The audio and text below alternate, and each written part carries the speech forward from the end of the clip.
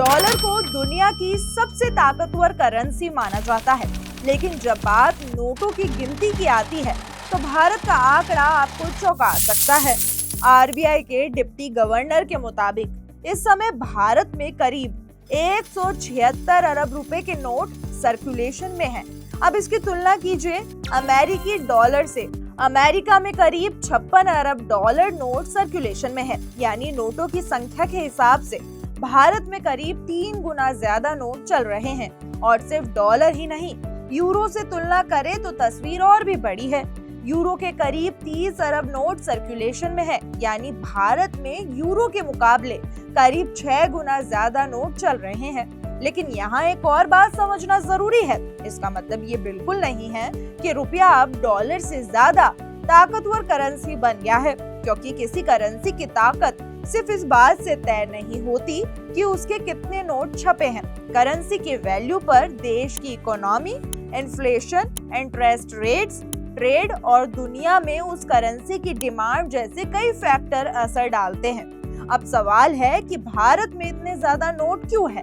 दरअसल भारत में अलग अलग वैल्यू के छोटे डिनोमिनेशन वाले नोट का इस्तेमाल काफी ज्यादा होता है, यानी 10, 20, 50, 100 और 200 रुपए जैसे नोट्स बड़ी संख्या में सर्कुलेशन में रहते हैं। इस वजह से सामान खरीदने या पेमेंट करने के लिए दूसरे देशों की तुलना में ज्यादा नोट्स की जरूरत पड़ सकती है। आरबीआई के डिप्टी गवर्नर के मुताबिक भारत में हर साल करीब 28 से 30 अरब नए नोट छापे जाते हैं। वहीं करीब 21 अरब पुराने नोट्स सर्कुलेशन से बाहर भी किए जाते हैं।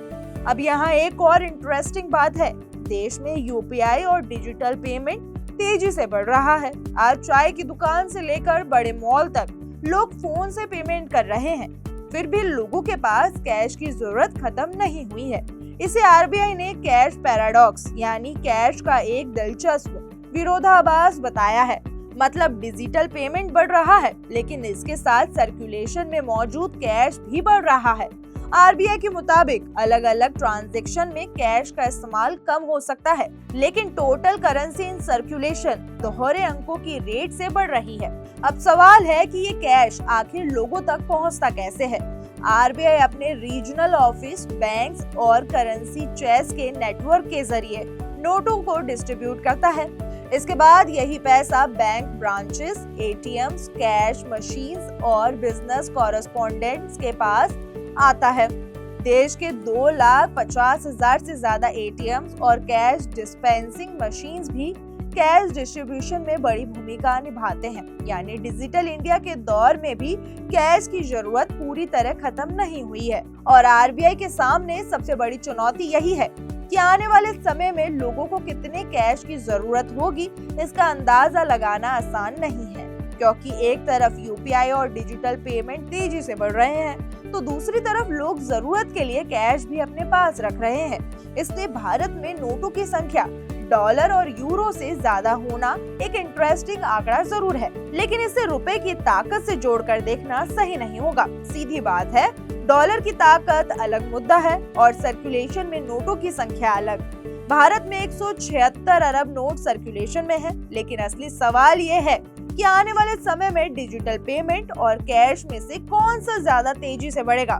फिलहाल तस्वीर यही है कि भारत डिजिटल भी हो रहा है और कैश भी कम नहीं हो रहा है। आप इस पर क्या सोचते हैं? अपनी राय कमेंट करके जरूर बताएं। क्या आप भी कैश और यूपीआई पेमेंट्स दोनों साथ रखते हैं या फिर सिर्फ डिजिटल पेमेंट करना ही पसंद करते हैं? अपनी राय कमेंट करके जरूर बताएं और ऐसे ही अपडेट और जानकारी के लिए देखते रहिए GHS न्यूज।